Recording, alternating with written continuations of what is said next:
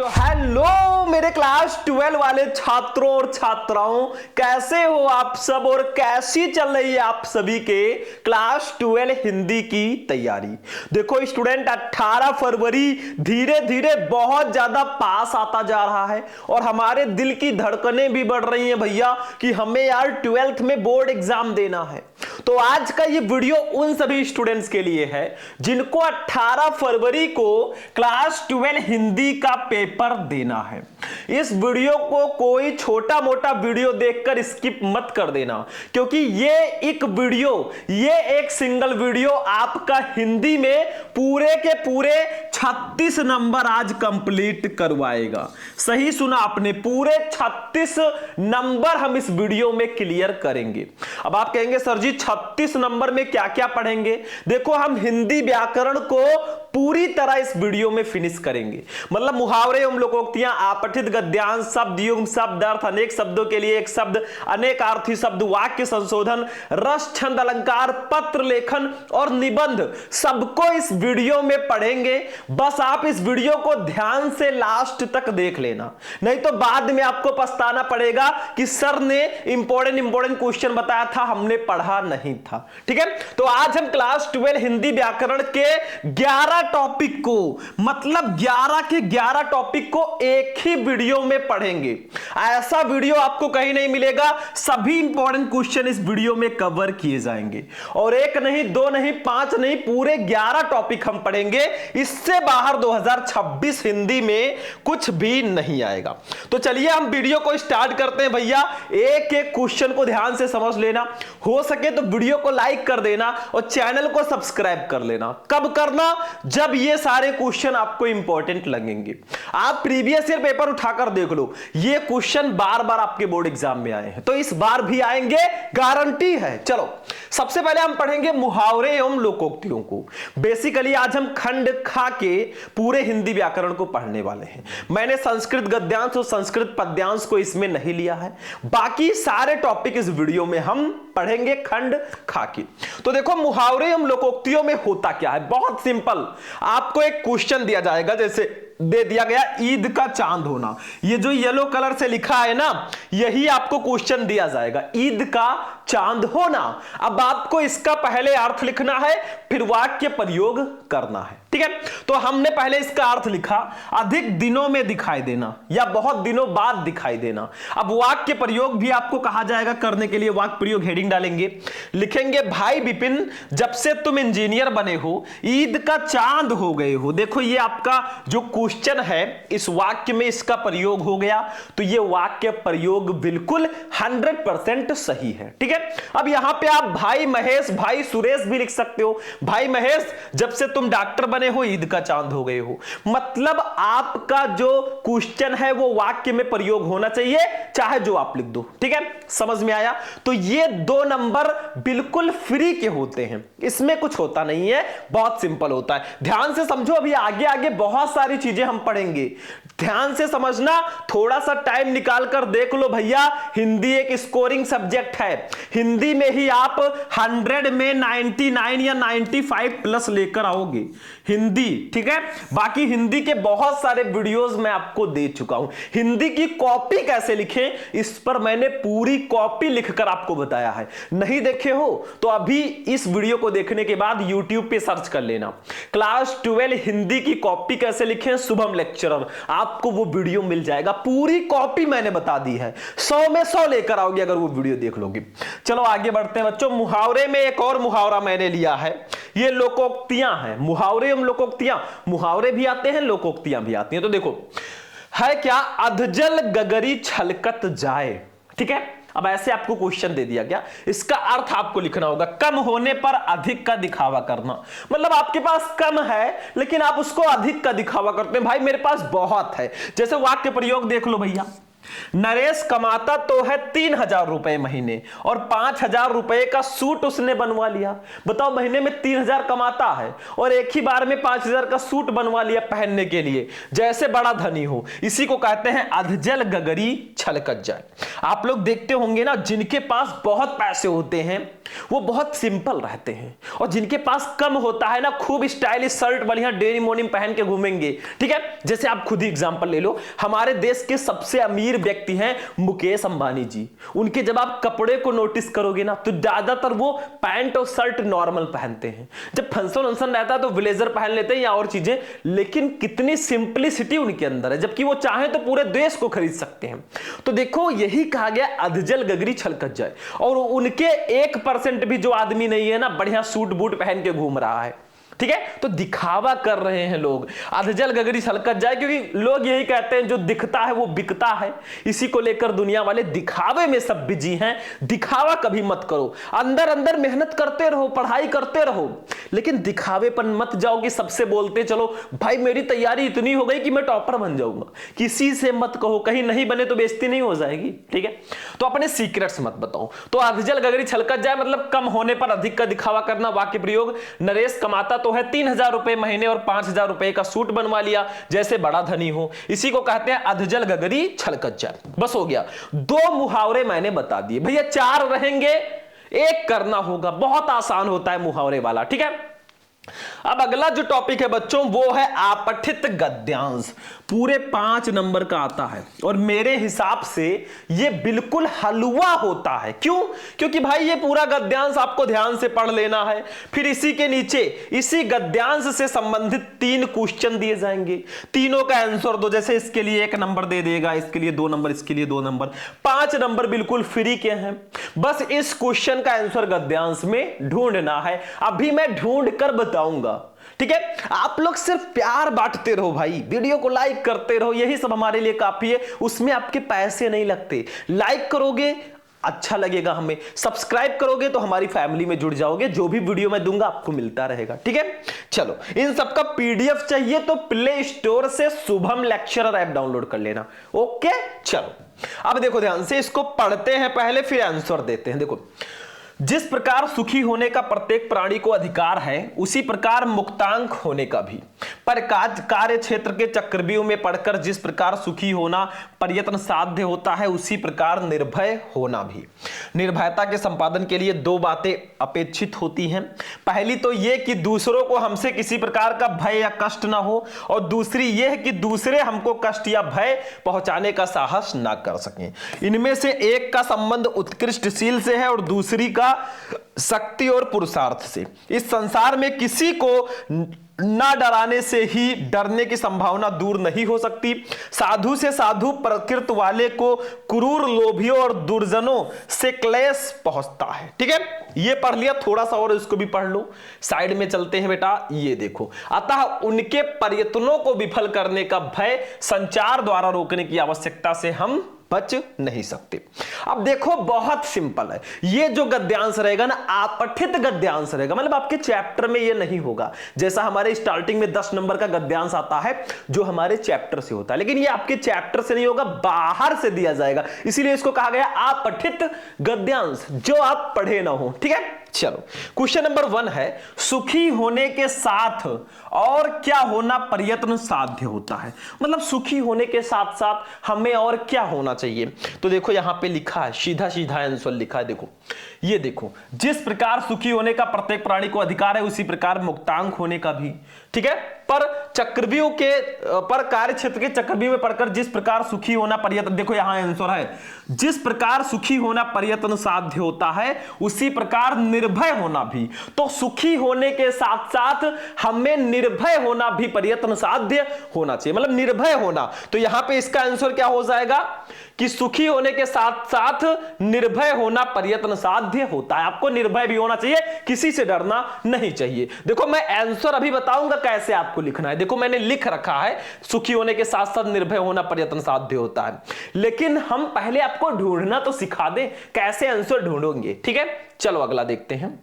Next question है, निर्भयता के संपादन के लिए क्या करना अपेक्षित है? तो देखो यहां पे सीधा सीधा लिखा हुआ है, ये देखो, निर्भयता के संपादन के लिए दो बातें अपेक्षित होती हैं। पहली तो ये कि दूसरों को हमसे किसी प्रकार का भय या कष्ट ना हो, और दूसरी ये कि दूसरे हमको कष्ट या भय पहुंचाने का साहस ना कर सके। यही लाइन उठाकर लिख दो, काम हो गया। आप क्वेश्चन का कीवर्ड ढूंढो, क्वेश्चन में क्या था कि क्या बातें अपेक्षित होती हैं। तो देखो निर्भयता के संपादन के लिए दो बातें अपेक्षित होती हैं। पहली तो ये कि दूसरों को हमसे किसी प्रकार का भय या कष्ट ना हो, दूसरी ये कि दूसरे हमको कष्ट या भय पहुंचाने का साहस ना कर सके। यही लाइन उठाकर लिख दो भाई, कोई नंबर काट ही नहीं सकता, मैं गारंटी लेता हूं। बस हो गया 2 नंबर, ये भी फिक्स। अगला देखो, शील, शक्ति और पुरुषार्थ जैसी वृत्तियों का संबंध किनसे है? तो देखो यहीं पे लिखा है इसका आंसर। इनमें से एक का संबंध उत्कृष्टशील से है और दूसरी का शक्ति और पुरुषार्थ से। तो हमें यहां से लिखना पड़ेगा, देखो ध्यान से, हमें यहां से लिखना पड़ेगा, या हम यहां से भी लिख सकते हैं। निर्भयता के संपादन के लिए दो बातें अपेक्षित होती हैं। पहली तो ये कि दूसरों को हमसे किसी प्रकार का भय या कष्ट ना हो, दूसरी ये कि दूसरे हमको कष्ट या भय पहुंचाने का साहस ना कर सके। इनमें से एक का संबंध उत्कृष्टशील से है और दूसरी का शक्ति और पुरुषार्थ से। ये पूरा लिख दोगे उठाकर ना, फिर भी आपको 2 नंबर मिल जाएगा। तो ऐसे ढूंढ ढूंढ कर लिखो, कुछ नहीं करना। अगर सोचो आप यहीं से लिख देते तो नंबर कटने के चांसेस हो जाते। आप पूरा उठाकर लिख दो, नंबर मिल गया। ठीक है, समझ में आ रहा है बच्चों? चलो अब हमें आंसर इसका लिखेंगे जब, तो प्रश्नोत्तर संख्या डालेंगे। हिंदी की कॉपी लिखना मैंने पूरा बता रखा है, नहीं देख रहे हो गलती आपकी, सर्च करके देख लो। देखो जिस प्रकार सुखी ... करके लास्ट वर्ड इसका है नहीं सकते, ऐसे लिखना होगा ताकि एग्जामिनर को पता चले आपने कौन सा किया। ये देखो, जिस प्रकार ... करके बच नहीं सकते, ऐसे आपने लिख दिया कि हां मैंने ये वाला गद्यांश किया है। 2 अपठित गद्यांश आपके एग्जाम में आते हैं, एक करना होता है। आपने कौन सा किया है भाई? ऐसे लिखोगे तभी तो पता चलेगा। चलो फर्स्ट क्वेश्चन हमारा है, सुखी होने के साथ साथ और क्या होना प्रयत्न साध्य होता है? तो देखो सुखी होने के साथ साथ निर्भय होना प्रयत्न साध्य होता है। 1 नंबर हमारा हो चुका है। दूसरा क्वेश्चन देखो बच्चों, निर्भयता के संपादन के लिए क्या करना अपेक्षित है? तो देखो निर्भयता के संपादन के लिए 2 बातें अपेक्षित होती हैं। पहली तो ये कि दूसरों को हमसे किसी भी प्रकार का भय या कष्ट ना हो, और दूसरी ये कि दूसरे हमको कष्ट या भय पहुंचाने का साहस ना कर सके। बेटा 2 नंबर यहां पर भी कंप्लीट। चलते चलो वीर तुम बढ़े चलो। अगला तीसरा, शील, शक्ति और पुरुषार्थ जैसी वृत्तियों का संबंध किनसे है? तो इसका भी आंसर देखेंगे, थोड़ा थोड़ा ध्यान से समझो भाई। चलो ये, किसी को हमसे किसी भी प्रकार का भय या कष्ट ना हो, इसका संबंध शील से है, और कोई दूसरा हमको कष्ट या भय पहुंचाने का साहस न कर सके, इसका संबंध शक्ति और पुरुषार्थ से है। बेटा 2 नंबर यहां पर भी कंप्लीट, ऐसे लिख दोगे नंबर मिल जाएगा।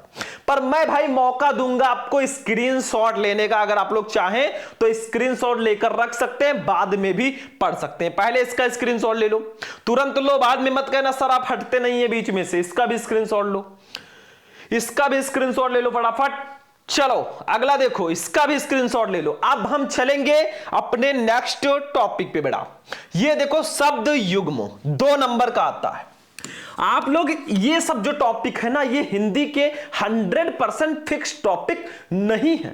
मतलब कुछ टॉपिक ऐसे हैं जो 100% फिक्स होते हैं, जैसे साहित्यिक परिचय हो गया, कहानी, खंडकाव्य, संस्कृत, पद्यांश, रस, छंद, अलंकार, ये सब 100% फिक्स है। लेकिन ये सब जो है ना ऐसे टॉपिक हैं, कहां से कौन सा क्वेश्चन दे दिया जाए पता नहीं है। ठीक है, तो शब्द युग्म का मतलब 2 शब्दों का जोड़ा, इसका सही अर्थ आपको बताना होता है। जैसे देखो अनल, अनिल, इसका सही अर्थ क्या होगा? पृथ्वी और आकाश, अग्नि और वायु, जल और वायु, और पानी और आग। तो इसका राइट आंसर होगा दूसरा, अग्नि और वायु। अनल का मतलब अग्नि, अनिल का मतलब वायु, तो दूसरा ऑप्शन सही है। जो पहले ऑप्शन है उसका आंसर पहले, जो बाद में उसका आंसर बाद में, तो सेकंड ऑप्शन बिल्कुल सही है। दूसरा भवन, भुवन, इसका सही अर्थ क्या होगा? घर और संसार, लोक और परलोक, ग्राम और जगत, इनमें से कोई नहीं। तो इसका राइट आंसर हो जाएगा बच्चों घर और संसार। भवन का मतलब घर और भुवन का मतलब संसार। ठीक है, तो आपका फर्स्ट ऑप्शन बिल्कुल सही होगा। समझ में आ रहा है कि बस मैं ऐसे बोलते जा रहा हूं? देखो समझो, अब समय नहीं है आपके पास बहुत ज्यादा, कुछ बड़ा करना है तो मेहनत करना पड़ेगा। खुद को कर लो कमरे में बंद कुछ दिन के लिए और त्याग दो, 1 महीने के लिए गायब हो जाओ। चलो अगला क्वेश्चन, शब्द अनेकार्थी शब्द तो बहुत सिंपल होता है भैया, 2 नंबर का ये भी आता है। देखो अनेकार्थी शब्द में आपको एक ही शब्द के कई अर्थ लिखने होते हैं, मेनली 2 पूछे जाते हैं कि किसी एक शब्द के 2 अर्थ लिखिए। जैसे आपको दे दिया गया नाग, नाग के 2 अर्थ क्या हैं? सर्प, हाथी, नागेश्वर भी इसको बोलते हैं। 2 लिख देना, नंबर मिल जाएगा। 2 ही पूछा जाता है। शिव, शिव का महादेव, महेश, मंगल, सुख, कल्याण, ये सब इसके अनेकार्थी शब्द हैं। भाई बहुत सिंपल है, हलवा है, ये सब टॉपिक बहुत इजी होते हैं। आप एक काम कीजिए, इन सभी टॉपिक के 20-20, 30-30 क्वेश्चन ले लीजिए, पढ़ लीजिए क्वेश्चन बैंक से, काम खत्म है। बाकी ध्यान मत दीजिए, अगर आप लोग कहोगे तो मैं अलग अलग वीडियोस भी ले आऊंगा। चलो भैया, अनेक शब्दों के लिए एक शब्द पर चलेंगे। ये देखो, इसमें क्या होता है, ऑब्जेक्टिव टाइप का होगा। जैसे पहला है, जिसके समान दूसरा ना हो उसको क्या कहेंगे? जिसके समान कोई दूसरा ना हो उसको क्या कहेंगे? अद्वितीय, अतुलनीय, श्रेष्ठ या असमान? अरे भैया अद्वितीय कहेंगे, जिसके समान दूसरा ना हो वो अद्वितीय होता है। ठीक है। दूसरा, रास्ता दिखाने वाला, इसको क्या बोलेंगे? जो रास्ता दिखाने वाला हो। जैसे हम आप लोगों को रास्ता दिखा रहे हैं, भैया पढ़ो, अब नहीं पढ़ रहे हो, आप बीच में ही रास्ते में अटक गए हो तो बेकार है भाई। ठीक है, तो वही दूरदर्शी, समदर्शक, मार्गदर्शक या प्रियदर्शी? अरे भैया मार्गदर्शक, रास्ते को मार्ग भी बोलते हैं, मार्गदर्शक का मतलब रास्ता दिखाने वाला। हम लोग सिर्फ मार्गदर्शक हैं, हम लोग हवा हैं, फोन में हैं, आप देख रहे हैं, नहीं देखते हैं तो वीडियो रहेगा वैसे, क्या दिक्कत है? तो हम लोग कंटेंट आपको देते हैं, सारे इंपॉर्टेंट क्वेश्चन देते हैं, नहीं पढ़ोगे तो गलती आपकी है। अगर यही समय आप सोने में गुजार दोगे तो बेकार है, इसी समय को सोना बना दोगे भाई, आप ही के काम आएगा। ठीक है, पढ़ाई जो है ना सबसे बड़ा एसेट है, सबसे बड़ा वो हमारा संपत्ति है।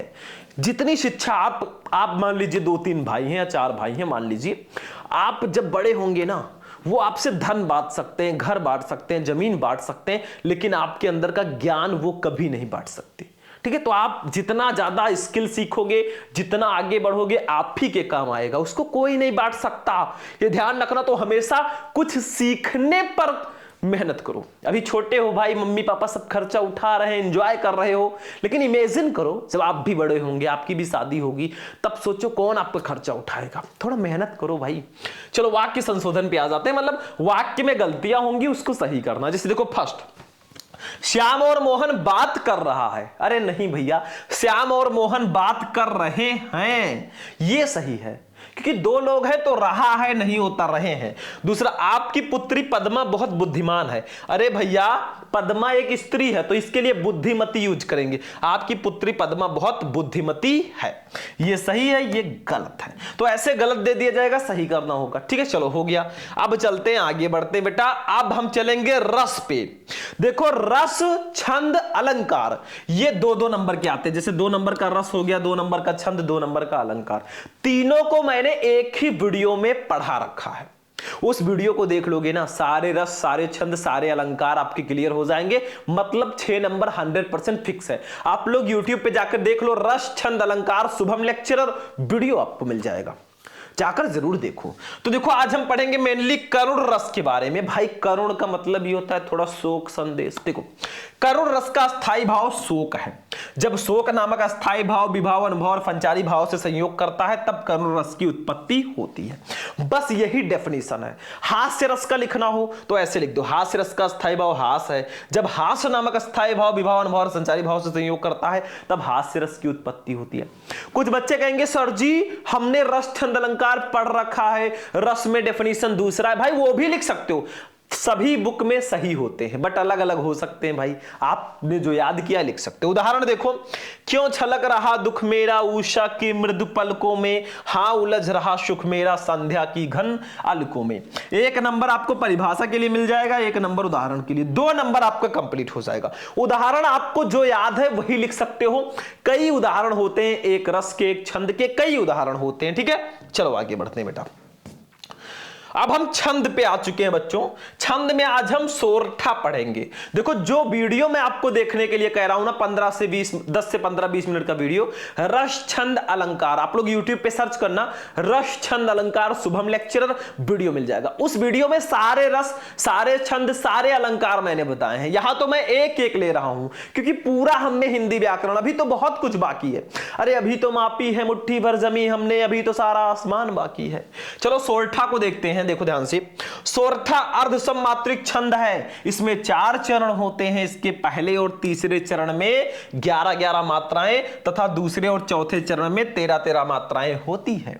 मतलब सोरठा अर्धसम मात्रिक छंद है। अर्धसम का मतलब जैसे 4 चरण है तो आधे में 11-11, आधे में 13-13, ठीक है, इसी को अर्धसम कहेंगे, मतलब आधा समान। तो सोरठा अर्धसम मात्रिक छंद है, इसमें 4 चरण होंगे। पहले और तीसरे चरण में 11-11 मात्राएं, दूसरे और चौथे चरण में 13-13 मात्राएं होंगी। जैसे देखो उदाहरण, राम स्वरूप तुम्हार बयन अगोचर बुद्धि पर, अभिगत अकथ अपार, नेत नेत नित निगम कहे।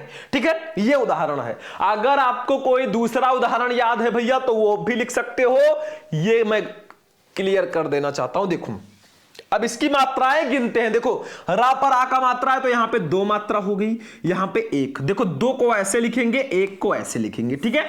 तो 2 1 3 1 4, और रूप है, सरूप है, रा पर बड़ाऊ का मात्रा है तो 2 होगा। 2 1 3 1 4 2 6 1 7 1 8 2 10 1 11। तो ये पहले चरण में 11 हो गया। पहले और तीसरे में 11 होना चाहिए। देखो ये पहला चरण, ये दूसरा है, तीसरा है, चौथा। तीसरे में भी 11 होना चाहिए। देखो 1 1 2 1 3 1 4 1 5 6 7 8 2 10 1 11। तो पहले और तीसरे में 11-11 हो चुकी हैं। यहां पे छोटी का मात्रा लगा, छोटी का जब होगा तो वहां पे एक ही मात्रा लिया जाएगा, ठीक है।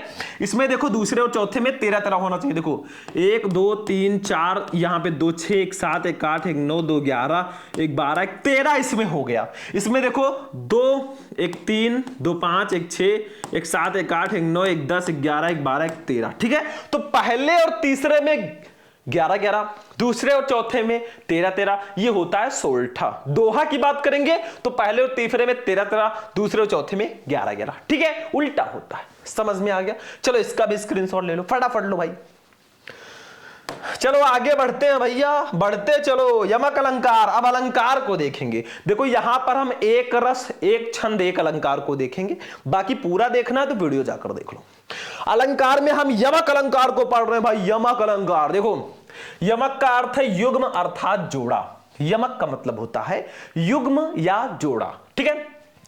वो अलंकार जिसमें कोई शब्द एक से अधिक बार आए परंतु उसके अर्थ भिन्न भिन्न हो, वहां यमक अलंकार होता है। मतलब ऐसा अलंकार जिसमें कोई शब्द एक से ज्यादा बार आए, एक ही शब्द, और उसके अर्थ अलग अलग हो, वहां यमक अलंकार होता है। मतलब शब्द एक ही होगा, अर्थ अलग अलग होगा। जैसे देखो उदाहरण, काली घटा का घमंड घटा, नभ मंडल तारक वृंद खिले।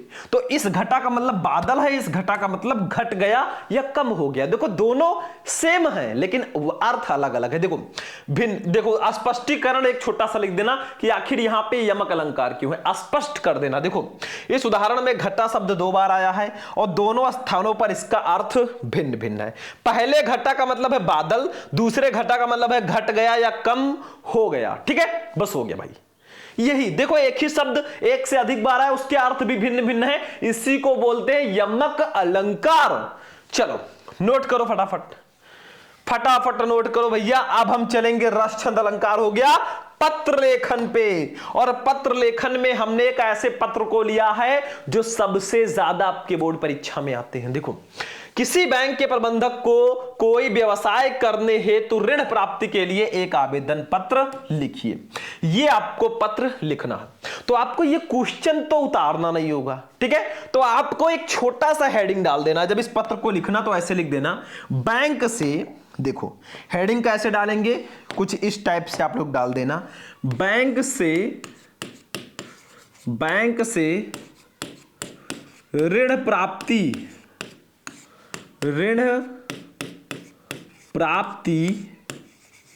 हेतु आवेदन पत्र, ठीक है। तो बैंक से ऋण प्राप्ति हेतु आवेदन पत्र लिख रहे हैं हम लोग, तो हमने ऐसे लिख दिया, ठीक है। ऐसे हेडिंग डाल देना, तब आप पत्र लिखना शुरू करना। फिर हम लिखेंगे भैया सेवा में, जो कि जब हम पत्र लिखते हैं भाई सेवा में जरूर लिखते हैं, ठीक है। फिर आप किसको पत्र लिख रहे हो, हम प्रबंधक जी को लिख रहे हैं। किस बैंक के मैनेजर हैं, पंजाब नेशनल बैंक। कहां है ये, सिविल लाइंस फैजाबाद। तो पहले सेवा में जिसको पत्र लिख रहे हो उनको, कहां है वो, उसको मतलब किस बैंक को लिख रहे हो, और कहां है वो उसको लिख देना है। विषय क्या है, आप किस सब्जेक्ट पर पत्र लिख रहे हो। हम लिख रहे हैं बैंक में ऋण प्राप्ति हेतु आवेदन पत्र, विषय लिखना बहुत जरूरी है, ठीक है। तो ये समझ में आया। पहले आप सेवा में लिखो, जिसको पत्र लिख रहे हैं, हम प्रबंधक जी को लिख रहे हैं, हमने प्रबंधक लिख दिया। किस बैंक के प्रबंधक है, पंजाब नेशनल बैंक। अगर स्टेट बैंक ऑफ इंडिया के हैं तो स्टेट बैंक ऑफ इंडिया लिख देना, ठीक है। कहां है ये bank, civil lines Faizabad Ayodhya में, ठीक है। विषय क्या है, बैंक में ऋण प्राप्ति हेतु आवेदन पत्र। अब नीचे आप महोदय लिखकर अपनी प्रॉब्लम बता देना। देखो यहां पे पेज खाली नहीं था तो महोदय इधर लिख दिया है, आप यहीं पर लिख देना महोदय, ठीक है, महोदय, फिर अपनी प्रॉब्लम सारा बता देना, आपके पेज में जगह रहेगा, ठीक है। तो हम इधर बता देते हैं आपको। देखो महोदय, सविनय निवेदन है कि वर्ष 2025-24 मत लिखना, 20... में अवध विश्वविद्यालय से बीए की परीक्षा प्रथम श्रेणी में उत्तीर्ण करने के बाद से अब तक मुझे कहीं कोई रोजगार प्राप्त नहीं हो सका है। मुझे ज्ञात हुआ है कि विभिन्न सरकारी ऋण योजनाओं के अंतर्गत आपका बैंक भी बेरोजगार युवकों को 50,000 रुपए तक की ऋण सुविधा प्रदान कर रहा है। मतलब जो बेरोजगार युवक हैं उनको 50,000 रुपए तक का लोन दे रहा है, ठीक है।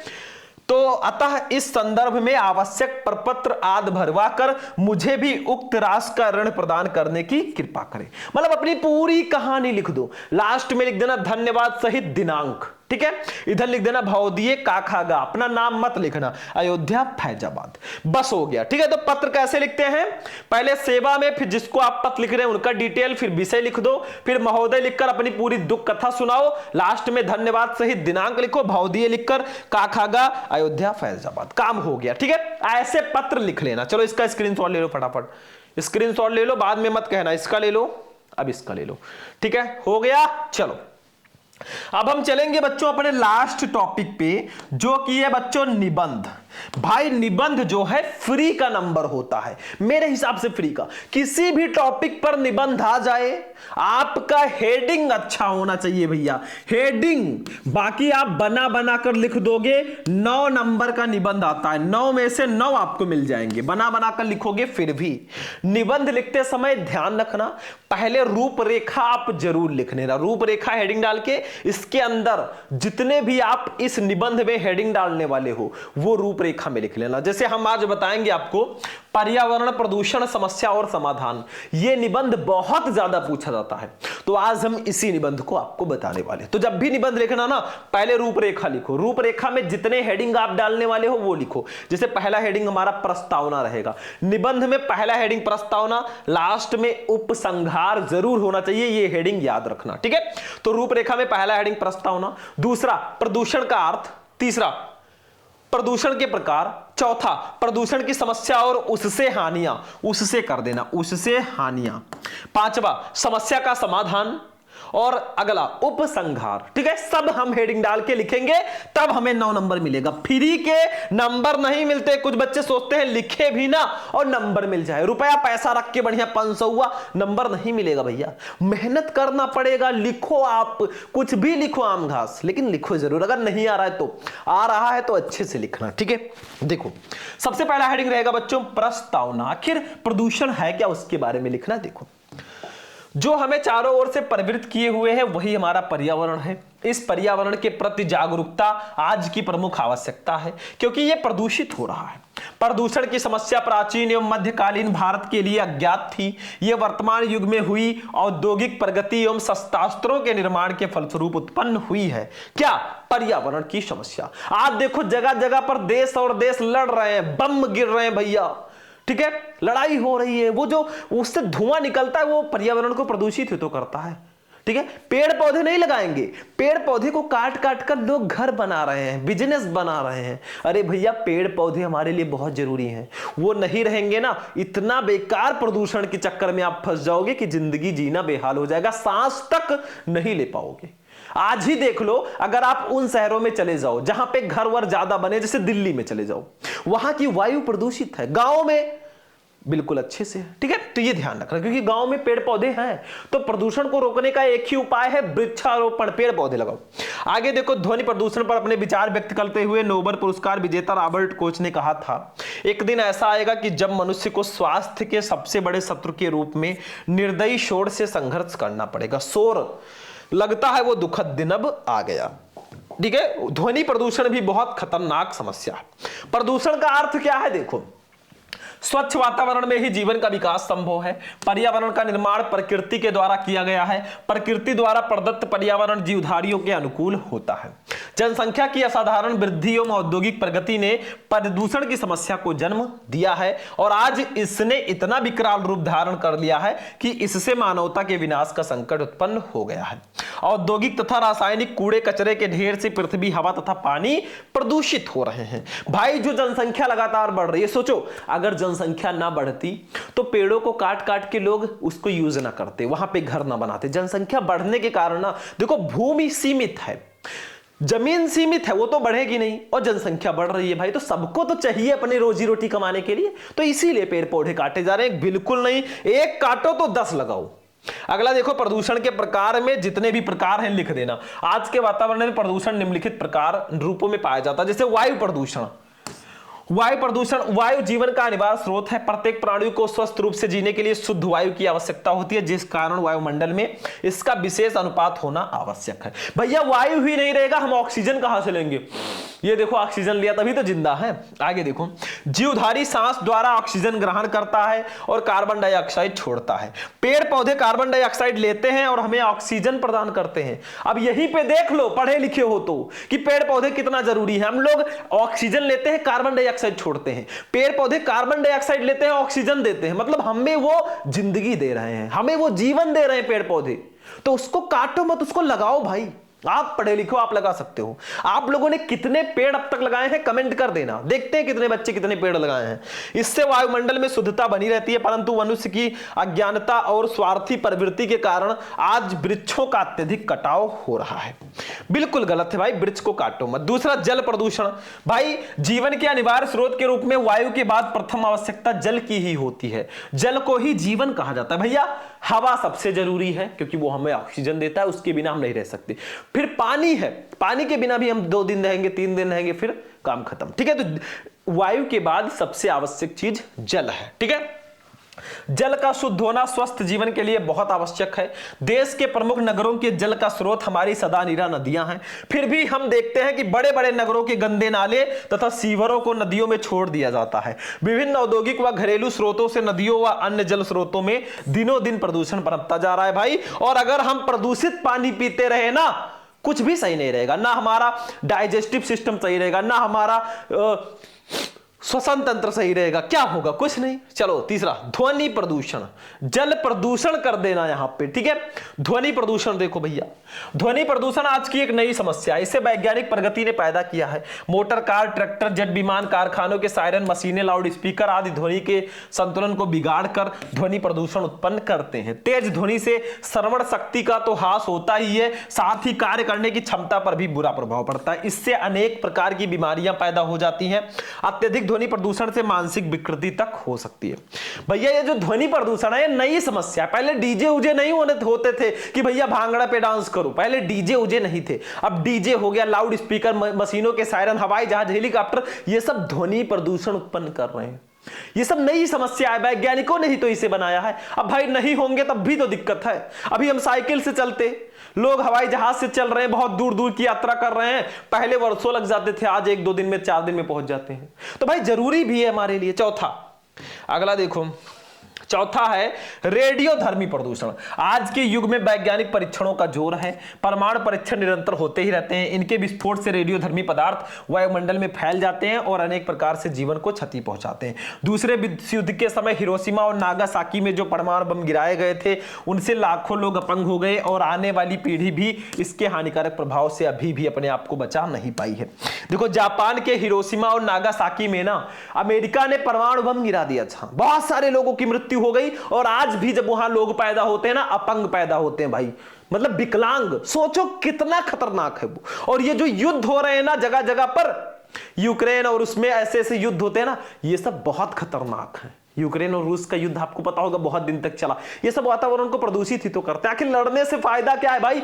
कौन क्या लेकर आया है, क्या लेकर जाएगा? जो व्लादिमीर पुतिन है या कोई भी वो देश का जो लड़ रहा हो भाई, वो कुछ लेकर आए हैं कि क्या लेकर जाएंगे? थोड़े से जमीन के लिए लड़ोगे, वो जमीन लेकर जाओगे क्या? बताओ, डेथ होगी वो जमीन लेकर जाएंगे वो। आगे देखो, पांचवा रासायनिक प्रदूषण। कारखानों से बहते हुए अवशिष्ट द्रव्यों के अतिरिक्त उपज में वृद्धि की दृष्टि से प्रयुक्त कीटनाशक दवाइयों और रासायनिक खादों से भी स्वास्थ्य पर प्रतिकूल प्रभाव पड़ता है। ये पदार्थ पानी के साथ बहकर नदियों, तालाबों और अंततः समुद्र में पहुंच जाते हैं और जीवन को अनेक प्रकार से हानि पहुंचाते हैं। ठीक है, ये रासायनिक प्रदूषण है। अब देखो प्रदूषण की समस्या और उससे हानियां क्या है। अगला हेडिंग हमारा देखो, निरंतर बढ़ती हुई जनसंख्या, मानव जनसंख्या, रेगिस्तान का बढ़ते जाना, भूमि का कटाव, ओजोन की परत का सिकुड़ना, धरती के तापमान में वृद्धि, वनों के विनाश तथा औद्योगिकरण ने विश्व के सम्मुख प्रदूषण की समस्या पैदा कर दी है। कारखानों के धुओं से, विषैले कचरों के बहाव से तथा जहरीली गैसों के रिसाव से आज मानव जीवन समस्याग्रस्त हो चुका है। आज तकनीकी ज्ञान के बल पर मानव विकास की दौड़ में एक दूसरे से आगे निकल जाने की होड़ में लगा है। अंबानी चाहते हैं, अडानी चाहते हैं मैं अंबानी हो जाऊं, अंबानी चाहते हैं मैं बिल गेट्स हो जाऊं। भाई सब आगे निकलने के चक्कर में कारखाने तमाम बनवा रहे, पेड़ पौधे काटे जा रहे हैं, ये सब गलत है भाई। आगे देखो, इस होड़ में वो तकनीक ज्ञान का ऐसा गलत उपयोग कर रहे हैं जो संपूर्ण मानव जाति के लिए विनाश का कारण बन सकता है। वायु प्रदूषण का गंभीर प्रतिकूल प्रभाव मनुष्य एवं अन्य प्राणियों के स्वास्थ्य पर पड़ता है। सिर दर्द, आंखें दुखना, खांसी, दमा, हृदय रोग आदि किसी ना किसी रूप में वायु प्रदूषण से जुड़े हुए हैं। आगे देखो, प्रदूषित जल के सेवन से मुख्य रूप से पाचन तंत्र संबंधी रोग उत्पन्न होते हैं। विश्व स्वास्थ्य संगठन के अनुसार प्रतिवर्ष लाखों बच्चे दूषित जल पीने के परिणाम स्वरूप उत्पन्न रोगों से मर जाते हैं। ध्वनि प्रदूषण के भी गंभीर और घातक प्रभाव पड़ते हैं। ध्वनि प्रदूषण के कारण शारीरिक और मानसिक तनाव तो बढ़ता ही है, साथ ही श्वसन गति और नाड़ी गति में उतार चढ़ाव, जठरांत्र की गतिशीलता में कमी तथा रुधिर परिसंचरण एवं हृदय पेशी के गुणों में भी परिवर्तन हो जाता है। अगला हेडिंग, समस्या का समाधान कैसे करेंगे। एक ही रास्ता है, वृक्षारोपण। देखो, महान शिक्षाविदों और नीति निर्माताओं ने इस समस्या की गंभीरता से ध्यान दिया है। आज विश्व का प्रत्येक देश इस ओर सजग है। वातावरण को प्रदूषण से बचाने के लिए वृक्षारोपण सर्वश्रेष्ठ साधन है। जितने पेड़ पौधे लगाओगे उतना वातावरण हमारे प्रदूषण से बचेगा। साधन है, जल प्रदूषण को नियंत्रित करने के लिए औद्योगिक संस्थानों में ऐसी व्यवस्था की जानी चाहिए कि व्यर्थ पदार्थों एवं जल को उपचारित करके ही बाहर निकाला जाए तथा इसको जल स्रोतों से मिलने से रोका जाना चाहिए। मतलब जो गंदे पानी है ना, वो नदियों में नहीं छोड़े जाने चाहिए। अगला देखो, ध्वनि प्रदूषण से को नियंत्रित करने के लिए भी प्रभावी उपाय किए जाने चाहिए। सार्वजनिक रूप से लाउड स्पीकरों आदि के प्रयोग को नियंत्रित करना चाहिए। उपसंहार क्या है, फाइनल कंक्लूजन क्या है जो मैं बता रहा हूं। देखो, पर्यावरण में होने वाले प्रदूषण को रोकने व उसके समुचित संरक्षण के लिए समस्त विश्व में एक नई चेतना उत्पन्न हुई है। हम सभी का उत्तरदायित्व है कि चारों ओर बढ़ते इस प्रदूषित वातावरण के खतरों के प्रति सचेत हों तथा पूर्ण मनोयोग से संपूर्ण परिवेश को स्वच्छ व सुंदर बनाने का यत्न करें। वृक्षारोपण का कार्यक्रम सरकारी स्तर पर जोर शोर से चलाया जा रहा है तथा वनों की अनियंत्रित कटाई को रोकने के लिए भी कठोर नियम बनाए गए हैं। ठीक है, इस बात के भी प्रयास किए जा रहे हैं कि नए वन क्षेत्र बनाए जाएं और जन सामान्य को वृक्षारोपण के लिए प्रोत्साहित किया जाए। बस हो गया बच्चों, ये थोड़ा और लिखो। इधर न्यायालय द्वारा प्रदूषण फैलाने वाले उद्योगों को महानगरों से बाहर ले जाने के आदेश दिए गए हैं तथा नए उद्योगों को लाइसेंस दिए जाने से पूर्व उन्हें औद्योगिक कचरे के निस्तारण की समुचित व्यवस्था कर पर्यावरण विशेषज्ञों से स्वीकृति प्राप्त करने के अनिवार्य कर दिया गया। तो भैया ऐसे लिखकर आओगे तो 9 में 9 नंबर मिलेंगे। मतलब हेडिंग बहुत अच्छे से डालना, ऐसे ही निबंध लिखकर आना। तो भैया यहीं पर हमारा जो आज का वीडियो है वो फाइनली फिनिश हो जाएगा। हमने आपको 36 नंबर के टॉपिक इस वीडियो में बताए। बाकी इसका डिटेल चाहिए तो एक एक टॉपिक को आप YouTube पे सर्च करके पीछे शुभम लेक्चर लगा देना, ठीक है, आपको वीडियो मिल जाएगा। तो आज का क्लास कैसा लगा? वीडियो पसंद आया वीडियो को लाइक कर दो, चैनल पर नए हो तो चैनल को भी सब्सक्राइब कर लेना। चलते हैं भाई, फिर मिलेंगे किसी नेक्स्ट वीडियो में नेक्स्ट टॉपिक के साथ। तब तक के लिए जय हिंद।